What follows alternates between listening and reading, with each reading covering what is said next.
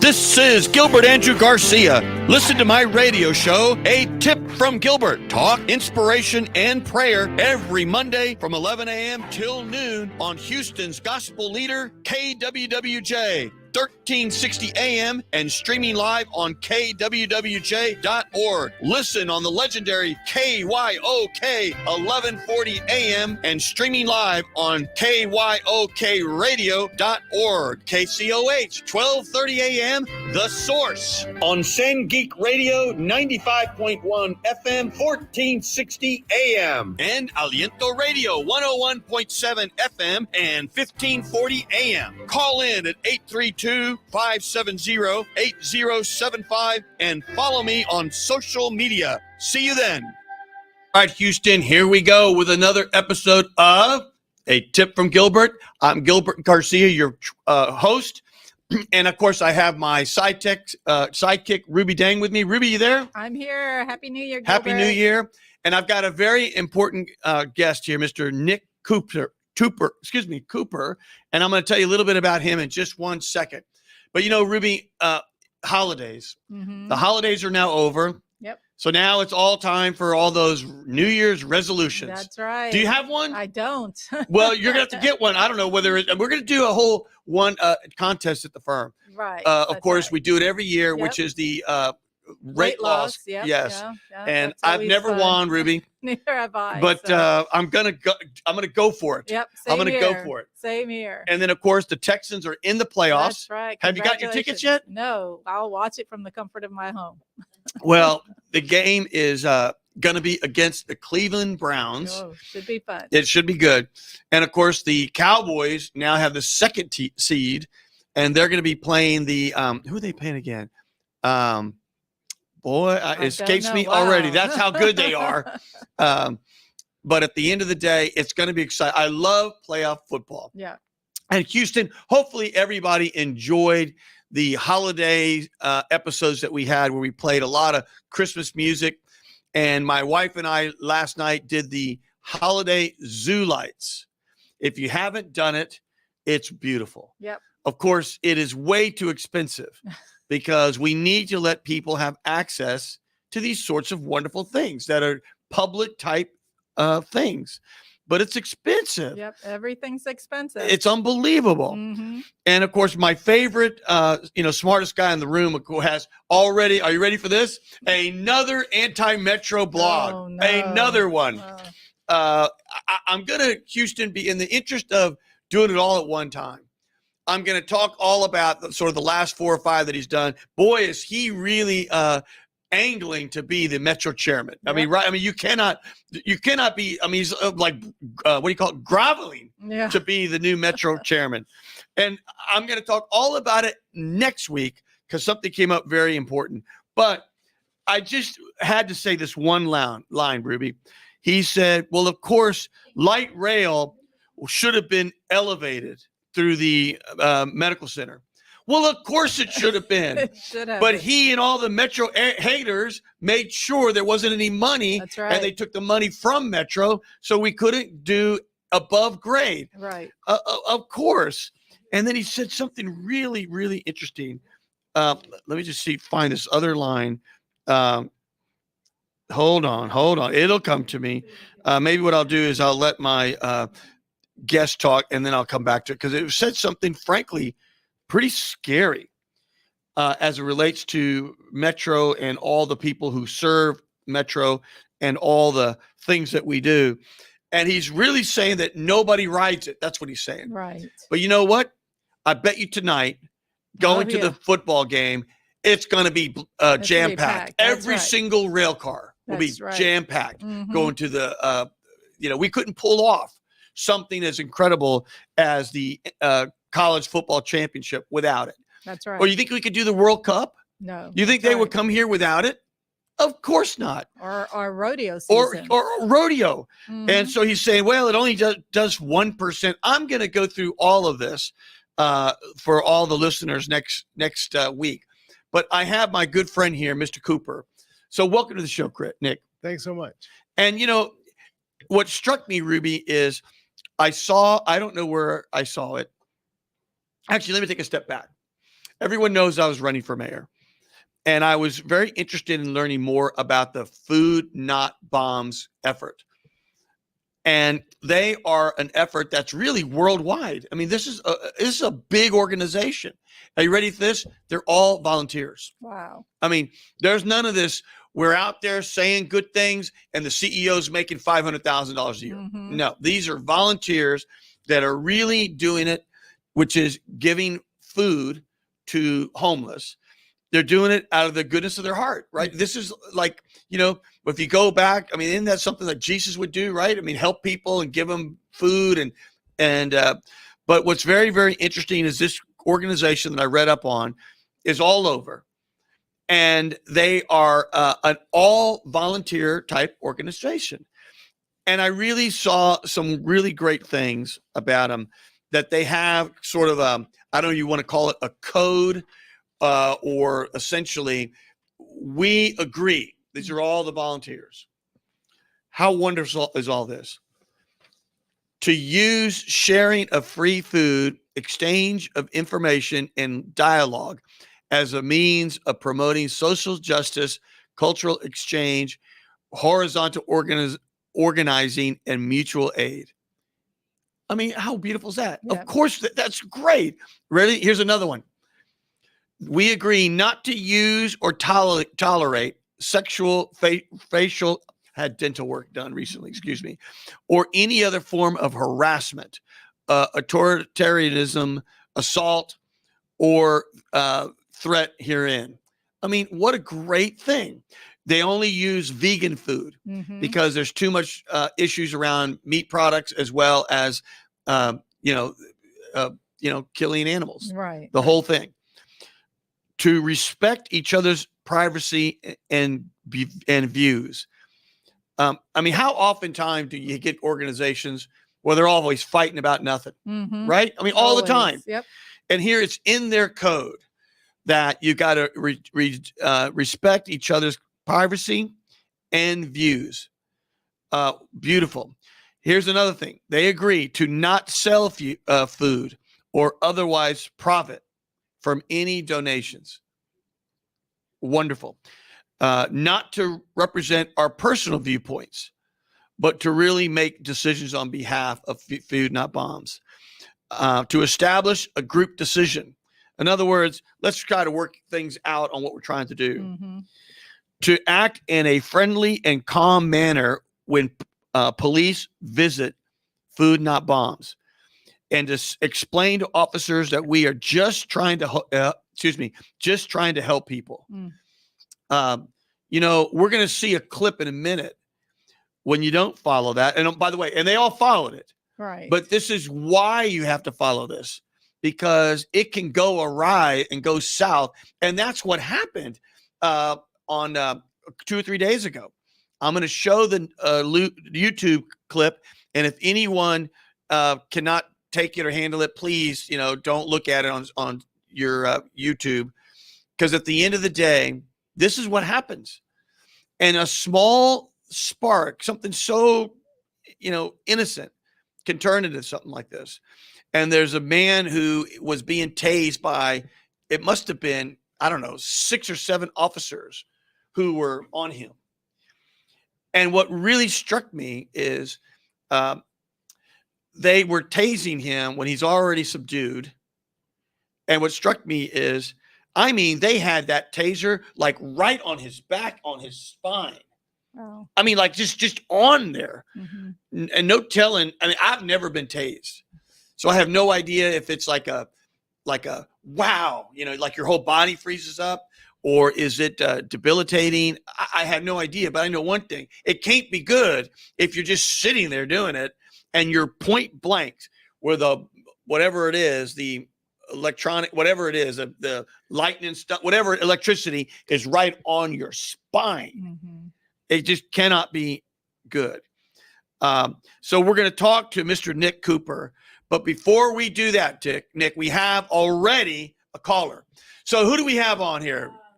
Oh, he hung up already. That's good. I don't want to say that's good, but we'll get back to our caller. So Nick, tell me, you've been with Food Not Bombs for how long?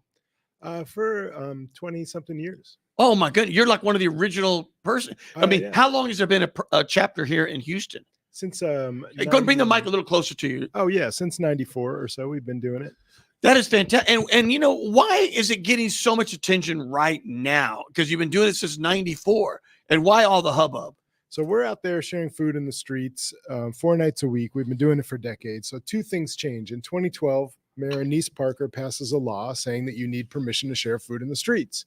So immediately we did everything we could to oppose the law. We actually managed to get the law a lot better than the original draft that she had put in, which was a crazy draft. There was stuff in there like if you had any food that was in your car, even for a second on the way to give it to a homeless person, it's automatically like, that's not allowed. You can't have it in a private car, like anything like that. So we managed to water it down a little bit, but it's still pretty bad. It says that you need written permission from the city to go share food. Is that hard to do? No. Will they give you a permit or something? Is it like saying you got to get a permit? So think about our case is one thing that you can imagine. We're in a fixed place 4 nights a week, right? So that's the kind of thing that you can imagine applying for. But now imagine the bigger scenario, which is anybody who has leftover food anywhere in Houston, office party, home party, anything they have leftover food. What they used to do before 2012 is say, I'm going to go take it down to the Pierce Elevated. I'm going to go take it down to downtown over by Minute Maid. I'm going to take it there because there's some homeless people. I'll just give it out. There's no way that you can apply for and get permission suddenly in the moment. Good point. This is, this was a huge aspect of the food that homeless people got was this uncoordinated feeding. Someone's like, oh yeah, I got some leftover food. There's some homeless people over there. I'll go bring it to them. So that has been completely shut down. So now you have to know ahead of time where you're going to do it. Now our organization, we say we're going to share food in public and we're not going to ask for permission. That's simply part of who we are. We share food in public. We don't ask for permission. It's been our experience in all the chapters around the country that asking for permission is the first step towards having your permission taken away. Mm-hmm. We don't believe you should have to ask for permission.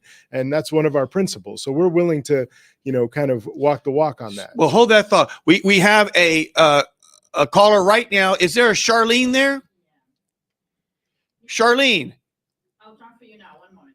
Charlene, are you there? Is that song Charlene, or is that? I think it's Jolene. Jolene. It's Jolene. Charlene, are you there? Charlene, you're talking to a tip from Gilbert Garcia, Nick Cooper, and Ruby Dang. Let's put that call through, whoever that is. Okay, 1 moment. Isidro. I know we're getting a lot of calls, and let's just bring them on through.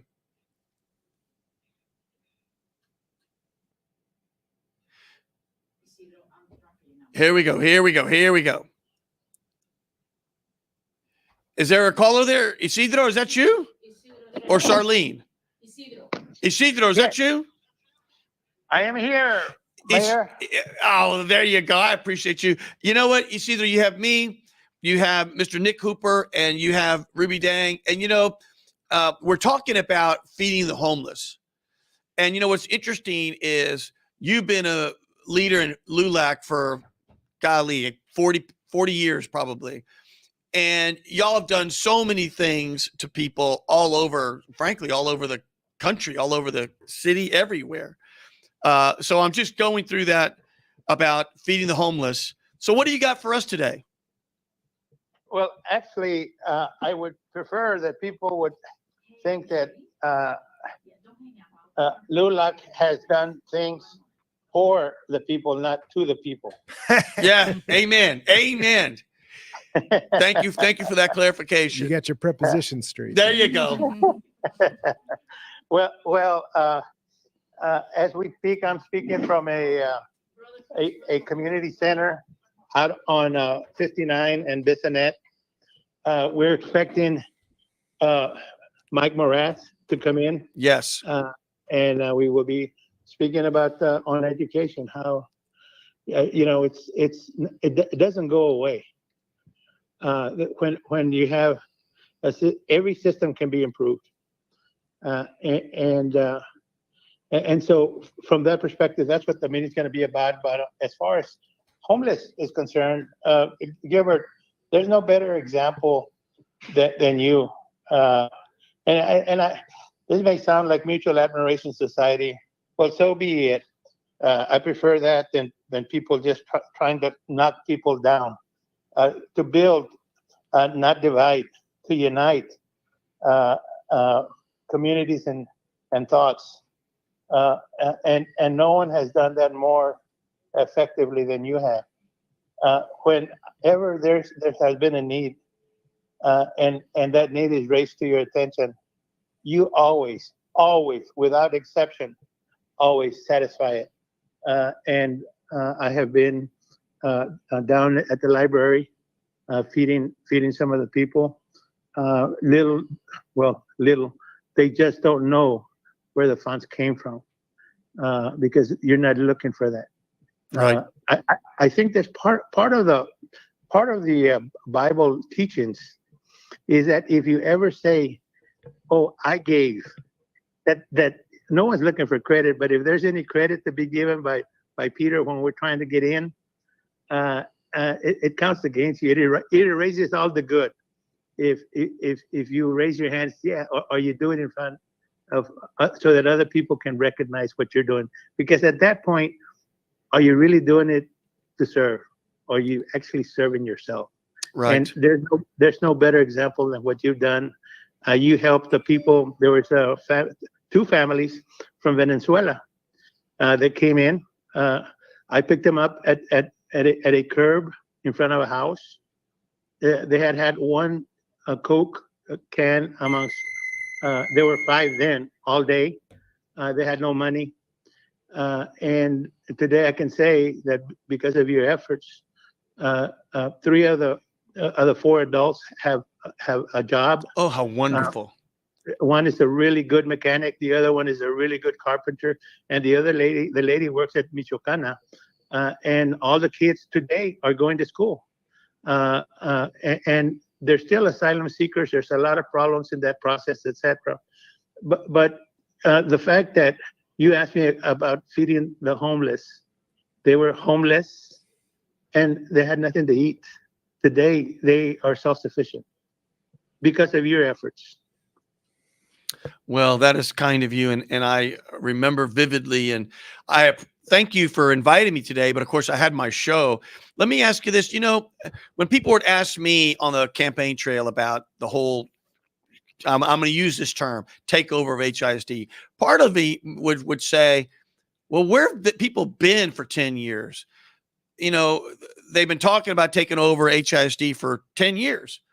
And nobody's done anything, and the only ones suffering are the kids and the students.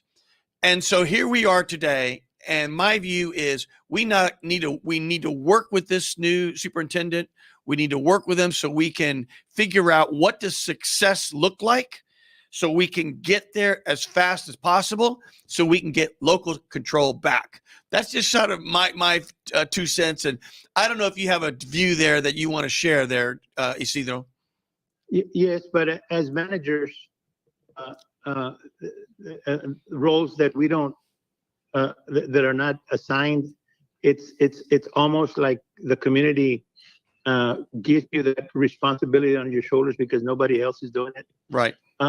The responsibility there is not only to take a fact. You stated a fact. Work with the superintendent that's there. Yeah, we do the best you can. Right. With the cards that have been dealt. But also there has to be a point in time where you say, you know what, this is not working. We need to try something else.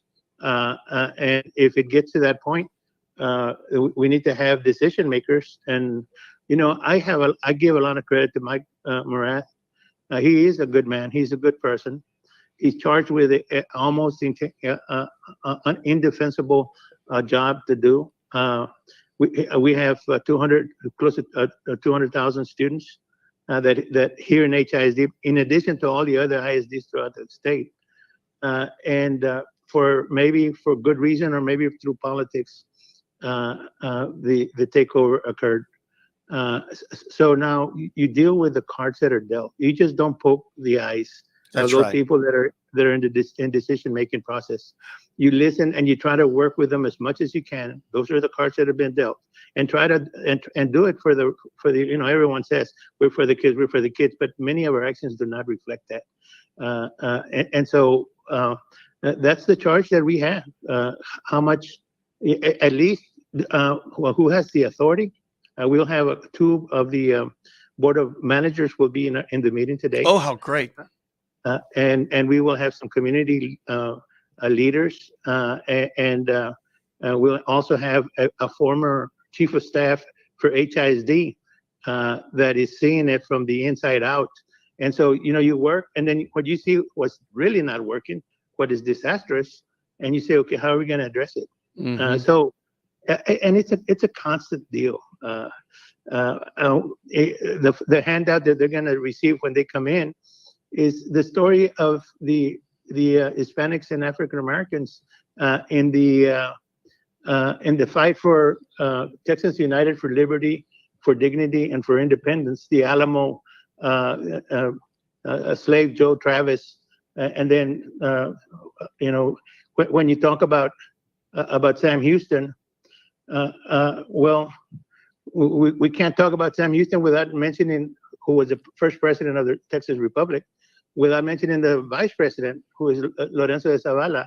You can't mention William B. Travis in the line on the sand without, in the same breath, mention Jose Gregorio Esparza, who knowing that the siege was happening the next day at the Alamo, his wife Maria Josefa, and brings in her 3 children. Why did she come into the Alamo? So that they could die together as a family. Wow. Those are real family values that we all have in common. But for whatever reason, the branding has caused suppression of people, students, little girls, little boys, feeling good about themselves when they're in school and when they go through 4th grade history of Texas. And the Hispanics that come out and say, hey, we're the bad guys. We killed all the good guys and we burnt them. Somebody taught them the wrong story. And Gilbert, you and I have not done our homework. That should not be happening today. The students should feel proud, whatever color of the skin they may be, African American, Anglo. The Anglo story has been amply told. Look at all the streets in Houston. They're all named after Anglos that were either in the Alamo or had something to do with liberty and independence. Where are the Hispanics? Where are the African Americans? We've been a part of that. And so, sorry to say that's our history, but as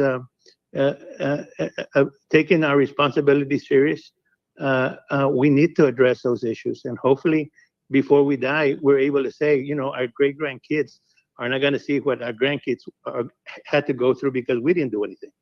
And absolutely, our kids. I mean, that history is not taught. It's not in the books. Well, what I'm going to do, you see those, please let the, I don't know exact title he has, but both the superintendent or Mr. Morath know that we'd love to interview them on the show. And I would have you come on the show and be a guest interviewee with me. So just let them know that I'd love to have them on the show. And I'm going to sign off now because I have a guest here that we're going through a lot of things. But I so appreciate you calling, and please extend that invitation to them. I will. Absolutely. Thank you so much. Thank you, my friend. May God continue to bless your life. Amen. So, Nick, going back, y'all taking the position that we're going to do this. What's been the result? Have you had, and I think I know this result, but I mean, with the new mayor, has there been a new attitude? Not Whitmire. When Mayor Turner came in, was there a change in attitude? And have y'all started getting ticketed? And what's happening with all that? Yeah. So when Turner came into office, he met with us a few times and he said, hey, we're here with the Coalition for the Homeless. We're going to talk to you, Houston Food Not Bombs. We want to make this work. What do we need to make it work? And we said, we're fine. We don't need any assistance from the city. We do our own thing. They say, well, we want you out of the library. Would you be willing to go to one of these nearby parks? And we said, okay, yeah, we're open to that. Just let us know. Every time he would come back a few weeks later and say, here's where we want you to move. This lousy parking lot with no cover, with, none of the benefits, none of the things that we're looking for in a space, not very easy to get to. And they say, okay, we're going to move you there. And if you don't go there, we're going to start ticketing you. It was always like this, very quickly jumping to a threat. And we said, well, those aren't great options for us. And then he just dropped it. And this happened a bunch of times. And then finally, like in his final couple months in office, in March of last year, he decides, well, we'll start ticketing them for violating the food sharing ordinance. Previous to that, cops didn't even know, they didn't have a code to enforce it. It wasn't even in their little ticket machines. It wasn't something they could do. But now he said, let's go ahead and start enforcing this against them. And so they started ticketing us. We've gotten 85, 86 tickets now. Wow. And I've personally gotten 3. And what happens is you just go to court and sit there and miss a day of work or whatever, and then they reset you. And like hardly, like one of our cases out of all of these has actually gone to trial. Most of the time you just sit around in court all day for nothing. And then the one that did go to trial, we won. The jury found that we hadn't, that we're innocent. Or not guilty at any rate. Right. So that was what he did. In terms of the new mayor, we'll see what happens. Hold that thought. I want stay with me there. Yeah. So let me ask you this: what's the penalty under a ticketing for this? So you can just say, okay, I give up, you win, I'll pay it off and pay $254. Wow. Or you can go to court and then you're facing between $500 and $2,000 in penalties for every single ticket. So we're facing like $170,000 worth of fines for 9 months of sharing food with the homeless. And is this, do you think he's singling you out?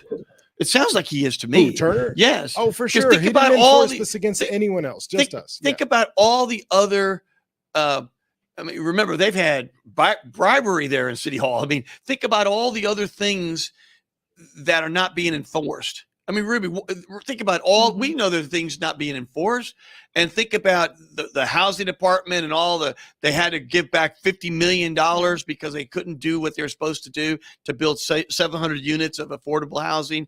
We know about the health department being raided, and here's a do-good organization. And yet you single them out, and you're just, I guess, trying to bury them with nuisance. I mean, you're trying to bury them with paperwork, as well as potentially, fines and no telling what else that leads to. Does that sound right to you? No. And what also is interesting, that kind of popped into my head, is like the city does food giveaways as well. I mean, they just had it for Christmas, for Thanksgiving, churches give out turkey. So are they treated different? Yeah, they've gone back and forth with us. But half the time they're saying, oh, you're doing this wonderful work. And then half the time they say, oh, you're enabling homelessness. You're part of the problem. You're enabling people to stay on drugs because you're giving them food. Crazy arguments. The way to get somebody off of drugs is not to make them more desperate in terms of food. Food desperation is not going to have good outcomes. But yeah, that sounds ridiculous, frankly. Well, I mean, right? I mean, think about it. Say. Yeah, you're. I mean, like they want to blame giving away food for the reason people are homeless. Well, I mean, this is what politicians do. They're all corrupt. All of these all of these city people, they are all in real estate's pocket. They are all corrupt. National government, same thing. They're all completely corrupt with their stock trades and with their military deals and with their genocides going on. This is a very corrupt system. We are kind of exempt from that, just because none of us can get any money. We don't even get reimbursed for our gas money. Nothing. Like we don't get paid. And so that takes out the corruption element. But, inside of this system that we are living in here in Houston, homelessness are actually very profitable for certain groups and for certain individuals. Talk about that a little bit. In other words, it's almost like you're suggesting that people are profiting from other people's misery. Well, what happened is in 2012 under Obama, there was a bunch of HUD grants coming into cities all across the country, but a lot into Houston, hundreds of millions of dollars every year. And in order to qualify for those grants, you had to prove we're getting people out of homelessness and we're reducing homelessness. And then you keep getting your money. So Star of Hope, majority of their funding is coming in from federal grants. They are a religious fundamentalist institution that's imposing Christianity on Sudanese kids, discriminating against people, but they're getting this federal money. Their CEO gets $560,000 a year. He gave himself over $200,000 raise just between 2020 and 2021. Come on. And this is a different kind of group than we are. We're not taking any grant money, any federal money, but the two things I mentioned, you have to prove you're reducing homelessness. So that is done by this thing that is very inaccurate called the point in time homeless count. They do it every year. One day out of the year, they go around and try to count homeless people.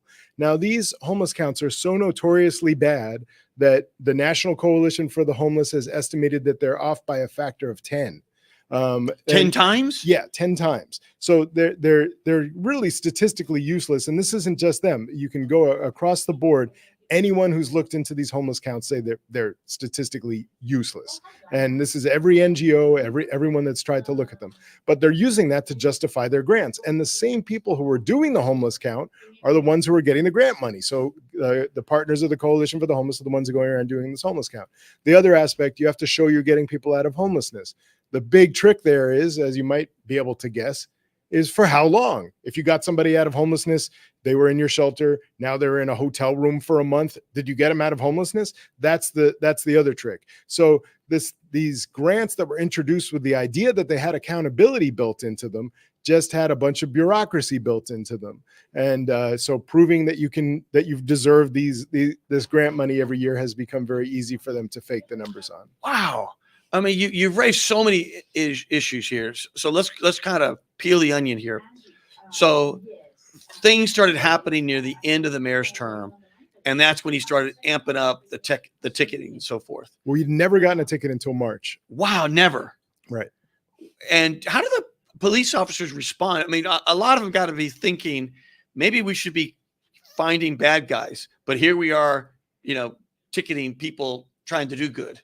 I mean, if I were a police officer, I'd say, come on, this is not a good use of my time as a police officer. When you hear about crime being up and we don't have enough police officers, all those sorts of things, but we are dedicating these police officers to harassing the people trying to do good. They're there for an hour, 2 days a week, every week. They don't come to all 4 of our food sharings. They come to 2 of them for whatever reason. But the real crazy amount of time that goes in police time is when they come to our court dates. So I said, we have to sit there all day, right?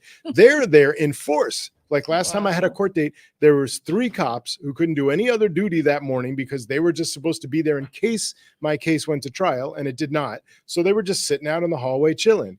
And so I actually getting paid too, I'm sure. I'm sure. So there's a huge allocation, but that's just the tip of the iceberg, because there are so many of our tickets right now that the entire municipal court system is held up with our tickets, because normally the way that they're set up is like a couple people in all of the courthouses go to trial each day. So you come in, if you have a Class C misdemeanor, which is typically traffic, you come in at 8, and then by 10, they figured out, is somebody likely to go to trial? And then in the afternoon, somebody actually goes to trial. It might be 40 people in that courtroom and only one of them goes to trial.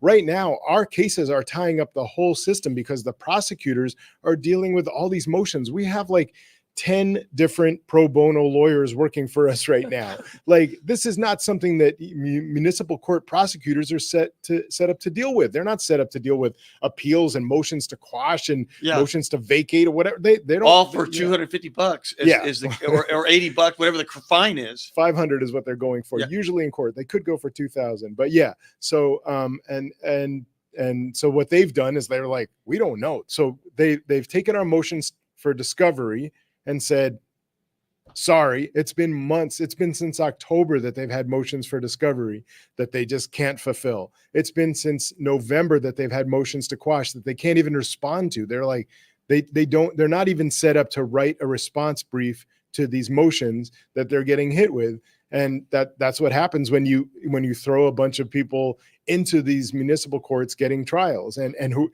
instead of just like, unlike most of the people who are in that municipal court who are like extremely poor, and they can either come in and try to pay their ticket or try to avoid getting a warrant issued for them. We're people that are like, we're down. We signed up. We're going to go to all our court dates. We got free lawyers. We're ready. God, I mean, what a mess. Really, is there something, I mean, well, I'm curious, why all of a sudden the eagerness of them to ticket the organization? We have their email. So the Houston Chronicle did a great job, Freedom of Information Act. So we can see the mayor and the library writing back to each other.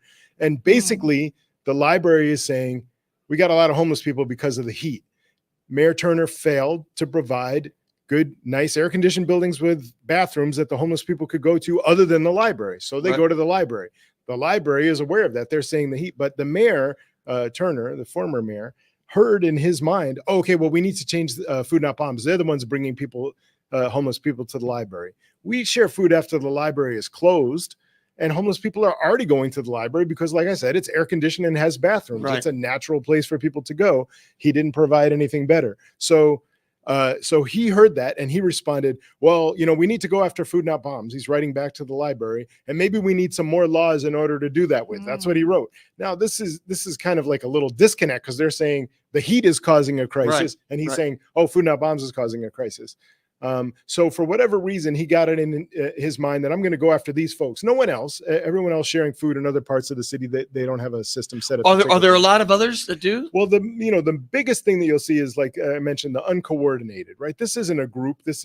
But even groups have relatively a church might say, well, every 4 weeks we have a lot of food. And we have participated in many food giveaways with churches and things, and it's not coordinated other than they want to do the right thing. Yeah, absolutely. So that's going on. But this is an extremely cynical, crazy thing that the mayor did, because he said, what we're going to do is we're going to make them redundant. So we're going to share food in the police parking lot at 61 Reisner. We're in the HPD parking lot sharing food. So then at the same time? At the exact same time on the same days. Now, if they wanted to help homeless people, they could have said, well, we'll do the other days. That's right. But no, they wanted to make us redundant.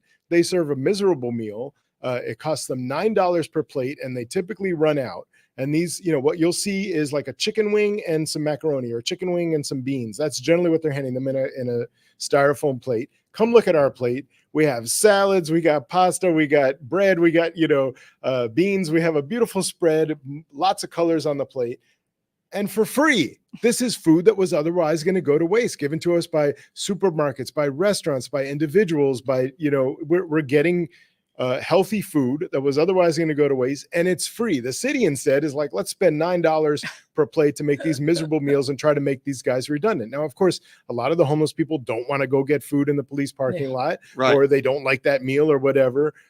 So it's kind of it was an attempt to make an optical thing of like, it almost seems personal somehow. I mean, it's just like, it's like, why wouldn't you say, where they're doing this sort of stuff, if they're going inside, maybe you put porta potties outside or something. Yes. I mean, some sort of, let's just put porta potties outside if that's bothering people who are doing library work. And it would seem to me, let's work together. You take Monday, Wednesday, Friday. We'll take Tuesday, Thursday. Right. At the it is personal. at the police station. You really hit the nail on the head. I mean, it seems like it to me. We go to city council, we speak out. I think there are some personal grudges there, but I also think that what you're dealing with is that fundamentally, just who is populating these charities that are giving food to the homeless and the Coalition for the Homeless. This is basically real estate. Real estate don't want homeless people near where wealthy people are going to be. It's simple. And they're not crazy, right? Like, I would not like a bunch of homeless people sleeping outside of my house either, right? That makes sense. That's right. Right. But the way that they go about doing that is, instead of trying to find equitable solutions that are going to work for the homeless people, they instead try to criminalize it. That's a terrible way to deal with it. That's right. We have 4 callers on. Cool. Let's do Charlene Johnson. Was Charlene there? Charlene, are you there? Charlene, hello? I'll transfer you to Gilbert. One moment. Charlene, are you there? I'm going to try to go rapid fire on these because I want to get back to I want to go to the new mayor. Charlene, are you there? Yes. Hello. Good morning. Good morning to you, Miss Charlene. You have me, Gilbert Garcia of A Tip from Gilbert, with my friend Nick Cooper of Food Not Bombs, and of course my sidekick Ruby Dang. What do you got for us? Oh, I'm calling to let you know about my campaign. I am running to be the next state representative for District 139. Where's 139? 139 is on the north side of Houston. It goes from Oak Forest, which is 610 Shepherd. Then it goes all the way up 45 to the Spring area, Greens Road. Do you have a primary? Yes, the primary is March the 5th. It's coming up quick. Oh, wow. And so Is there an incumbent there or no? No, there is an incumbent, but it's an open seat. The incumbent is running for another seat. The incumbent is running for state senator, which is Representative Jarvis Johnson. I see. So he's running running for the mayor's seat, and you're now running for his seat. Correct. I see. And how many other people are running? There are 4 other people in the race. Well, tell me this. I want to give you some nice pub here. What are the 2 biggest issues there that you want to work on in that district? Public education. It's so many issues that that came out from this but public education, with the TEA takeover of HISD, and they don't have an elected board that keep elected officials accountable, and funding is an issue. And also the voter rights, women's rights, affordable health care, crime, infrastructure. Man, you're ticking off big issues. Let me ask you, what do you do for a living? So what's got you prepared? Why should you be state rep there? Well, currently I serve on the board of Houston Community College. Oh, wonderful. Where I advocate for student services for kids to come and get an education, affordable education. They have options. They can either get an associate's degree or they can learn a trade, which I think helps our community. When people can have jobs that help support their families, that create better communities. Education fits the whole family. And I also help go to the state to have funding brought in for community college. Amen. Well, do me this favor. Give me your whole poop here. What's your website, your phone number? If somebody wants to volunteer or donate money to you, how do they do it? They can go to my website, which is www.electcharlene.com. ElectCharlene, electcharlene.com. They can go to my website. They can go to my Facebook page. But yes, go there and sign up to register to find out more information about me, but register to volunteer as well.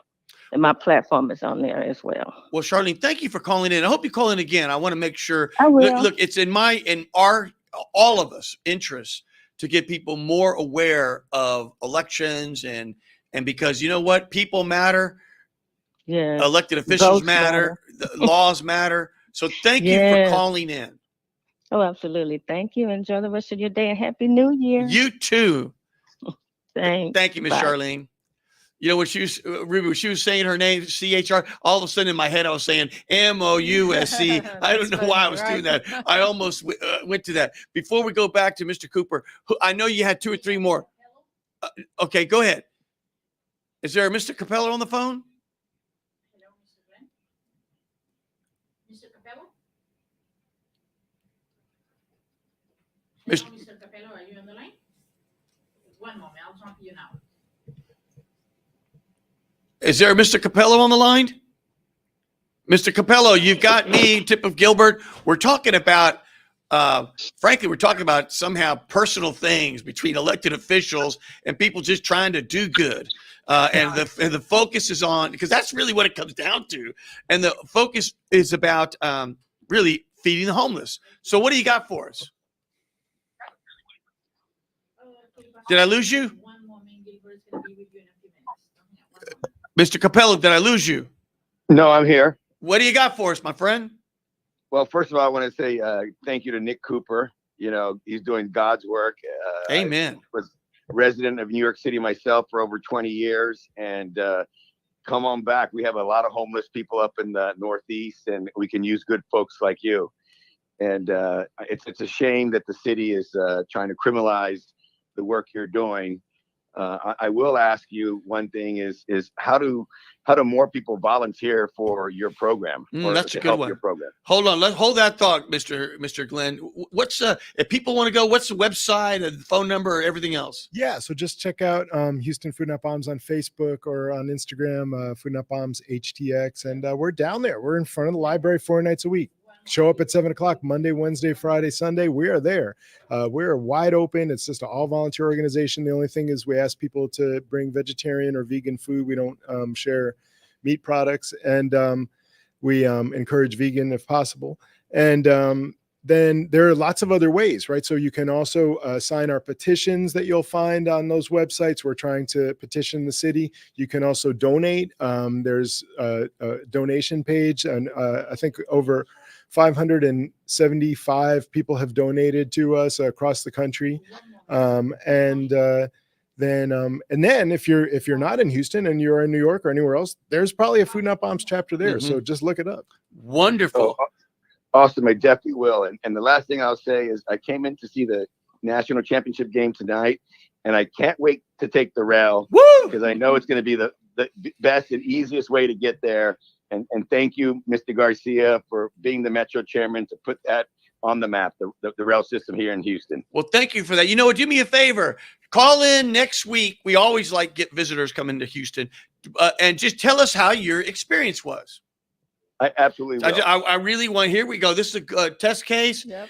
And this is just, it's not. Let's just see how it was. I absolutely will. I'll take some good notes, and you'll hear from me next week for sure. Awesome. I'm going to take one more, and then we're going to come back to Mr. Cooper. Is there a Blanca Blanco there? Miss Blanca, are you there? Okay, I'm trying to now. Miss Blanca, are you there? She's there. Miss Blanca Blanco, are you there? Are you there, please? I am. Oh, Hi, wonderful. You know what? I happen to have read your excellent letter to the editor today. And Yes. I'm glad you're calling in because, if you don't speak up, nothing's going to happen. And you spoke up on behalf of really a legend in the minority community, the Latino community. Tell us about your letter. Yes. Thank you, first of all, for having me on the show, Gilbert. It's such a privilege to be on. Really, how it all started was they had an article regarding remember in memoriam, or remember those who we've lost in 2023. And I looked at the article in the Chronicle, which was Saturday, December 31st, and I counted how many people were on there, and there were 22 people that they actually did a pretty good, let me say a quarter of a page article with pictures. That's big. And That's counted. big. Yeah, well, it seemed like that size, but it was a big article with all these folks in it. 22 people. There was 4 blacks, 1, I would say, Italian, Tony Mandola, and 1 Hispanic, Polo Becerra, who's a chef, and the rest were all, Anglos. Which I said, wait a minute, aren't we 44, 45% of the demographics in Houston? We should have at least a few more, and especially Frumencio Reyes. He was an icon in our community, and he was left out. So I wrote the letter. That was the genesis of why this happened, because I knew Frumencio Reyes, and to me, he was an icon for the Hispanic community. I mean, he was always in pursuit of fairness and equity in the community for those of the disenfranchised. And I find it ironic that the Houston Chronicle left his obit or an article about informing the community of Houston that we had lost an icon. I find it outrageous. I find it outrageous because it's totally outrageous. There's half of us are Hispanic now, unless we're saying Hispanic people, nobody died last year. I guess nobody died last year, or not anybody that made a big difference in the Hispanic community. Yes, they did have a booklet of a bunch of people that have died in 2023, but it was just their picture and when they died, and that was it, their name. But nothing like they had an article in the front cover, in the front section of the Chronicle. And to me, Reyes fought diligently until the end for political empowerment, and he worked tirelessly working to right the wrongs and champion the causes of those who couldn't do it themselves. So I felt that this was important to highlight in the Hispanic community, because seems like the Chronicle hasn't gotten the message that we are 44 to 45% of the demographics in Houston, and we refuse to be left out, and we're gonna call them on it like we did. And you know what's ridiculous? It's in their interest to develop a thriving Hispanic community, because we're going to be the people to subscribe to that paper in the future, if not already. It doesn't make any business sense to leave out half the city. It just doesn't make any business sense. I mean, by overlooking the Latino community, I mean, we are a vital part of this community, and it just cannot remain underrepresented in the Chronicle. We're a one newspaper town, and they should give us the respect that we deserve, as we are the largest demographic in Houston. And I am not going to stand for that. Good for you. Neither is anybody else in our community. That is so great. You know, I knew Fulgencio Reyes also, and he's one of those guys that, you know, he could have been a high-priced lawyer, like ones we read about all the time, and been very, very wealthy. But he made the decision that I'm going to help those that need help the most. And what an extraordinary man he was, because he's the one that brought all the lawsuits about the grand jury system being unfair. He helped so many people, indigent people. I mean, he brought lawsuits against the city to get better representation for people of color. He was the one. He was the one. I mean, like I said in my letter to the Chronicle, most of his family were farm workers, and they struggled as well, like all of us do, to eke out a living. And back then, he made a decision in his mind that he was going to fight for those folks that don't have a voice to represent themselves. And he did a great job. And that's why I believe that it was important that somebody say something about us being excluded, because it's time that Chronicle recognize that we are a force to be reckoned with. Well, I will say, I'll give you the Paul Harvey rest of the story here, Houston, because of Miss Blanco. They're going to be writing an article. I think I don't want to give it all away, but they're going to be writing an article soon. So stay tuned. And what I would like to do is, Blanca, is after it runs, I want to get you on the show on that Monday after, so we could talk about, you know, what are some things in the media that we can do differently to really do the right thing and to portray the city as it really is. So I'm gonna invite you, and I hope you will take me up on that. I would be happy to, Gilbert. I will be happy to give you my ideas, and I'm sure there are many others that have great ideas to share, and I'd be happy, more than glad to be there and speak to you about that. Then you got it. Well, then I'm going to shine off with you, and thank you so much. Ruby, that was Miss Blanco, who's been just a leader in the East End for decades, really speaking out for people. What a wonderful hero she is, or heroine. Is it heroine? Yeah, I think it is heroine. Yeah, it seems like a weird word to say. Yeah, no, but Blanca, thank you for being on the show. Thank you very much, Gilbert, for letting me know and inviting me. I was happy to be a part, and I want to wish you the best of luck on your continued radio show. This is what we need in our community. Somebody on a radio telling these folks, this is what's missing in our community, and we need to write it to make it. We need to correct the wrongs and make them right. Amen. Thank you for calling. Thank you. Okay, I'm going to thank you, Nick. I'm going to show the clip. Is that okay with you? Of course. Can we tee up the clip, because I saw the clip, and Ruby, this is what got me and why I reached out to Nick this weekend. You know, here I am on football weekend, and I reached out to him because I just said, this is just not right. Yeah. It doesn't matter what he did or didn't do. It doesn't matter what Food Bombs is doing or not doing. What matters is, here's a guy, just, you know, probably has no weapon or anything. Right. I don't know. I didn't check, but it probably has no weapon. And you have like 6 big officers, and I don't know what their intent was, but it sure looked like they were there waiting. Hold on, but let's go to the very beginning of it, please.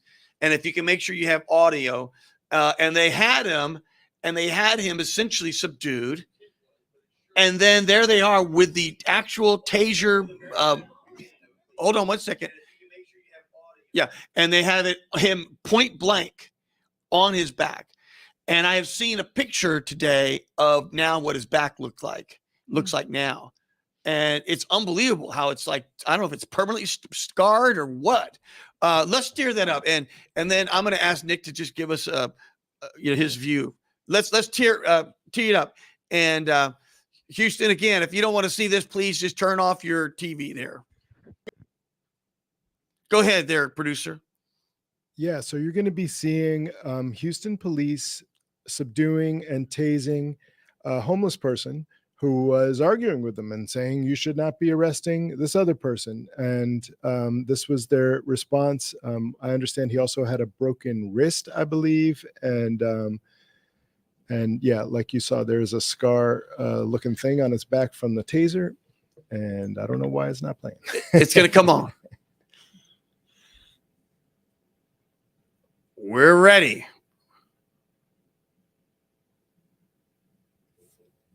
While we're waiting for this to load, I'll also mention the not bombs part of our name is really important. While all this money that could easily take care of all of the homeless people, of all of our health insurance, everything, all these needs we have in the U.S. is being spent to give 2,000-pound bombs being dropped on civilian neighborhoods right now. All right, here we go. Here we go. You can't breathe. Hey, this is being recorded. Stop.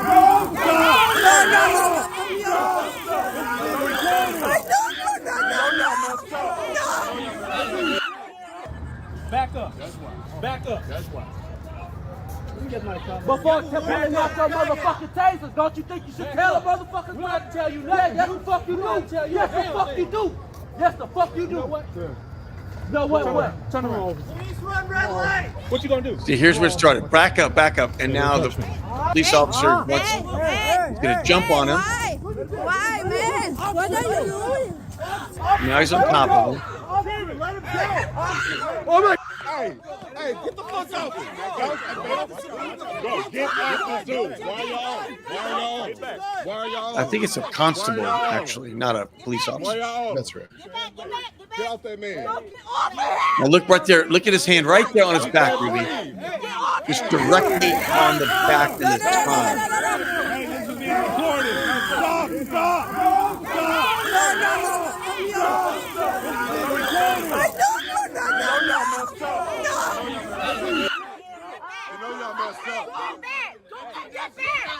Get the fuck back!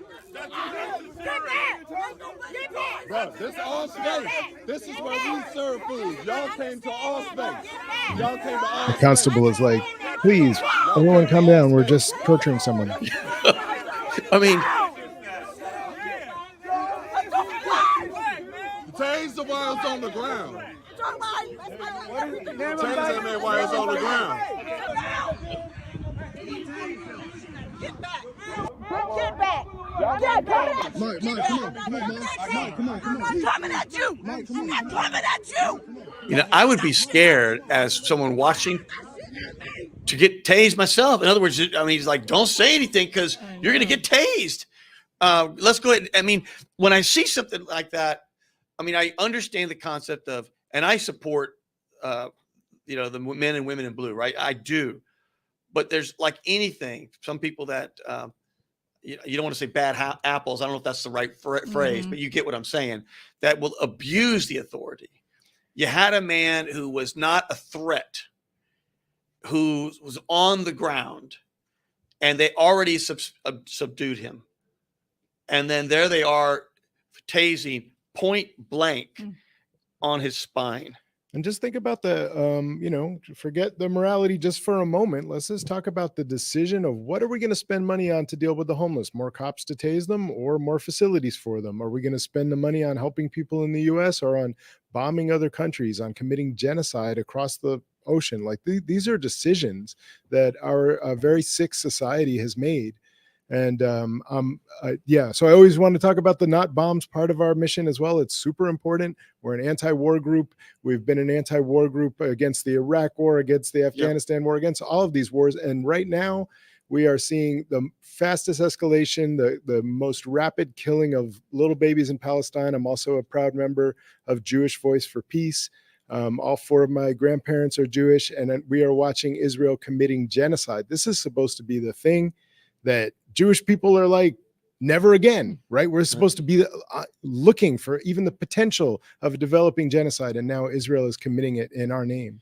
Wow. And then, of course, you've got Ukraine, all the death and destruction there. I mean, what we found out about Ukraine has been consistent from the beginning, that there were opportunities to come to a peace deal, and instead the U.S. ramped up Ukraine and basically killed an entire generation of Ukrainian men instead of they're not going to get a better deal, right? Like after all these months, they're probably going to get a worse deal than they could have gotten last year.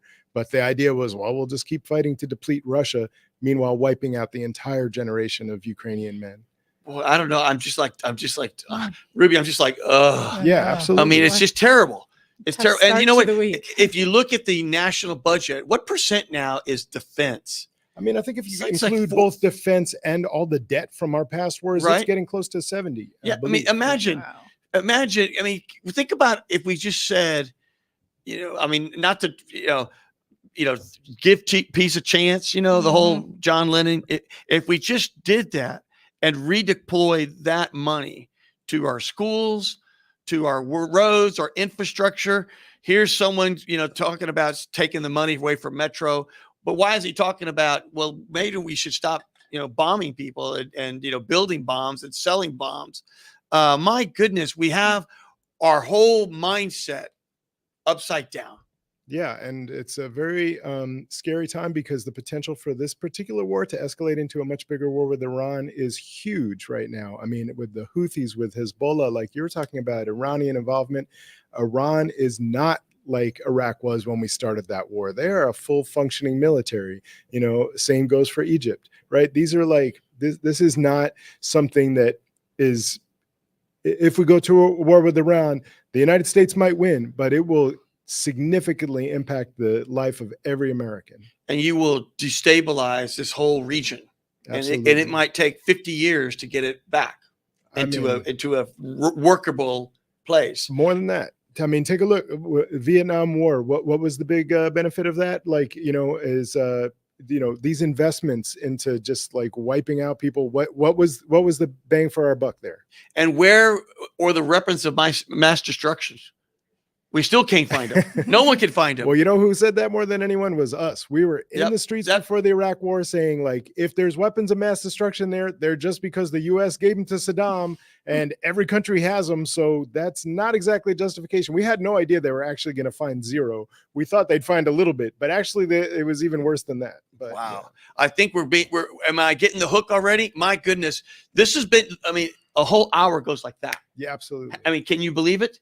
We were all, but for a whole hour. I'm going to have you back because I don't think we covered everything. I really like this concept of the not bombs, because that's something that we haven't focused on, but we need to, for the sake of all humanity. You were celebrating your holiday and your football season. I'm not celebrating anything right now. Like, this is genocide. This is, as a Jewish person, our whole orientation was supposed to be, we're going to stop the next genocide, never again. So it's all hands on deck right now.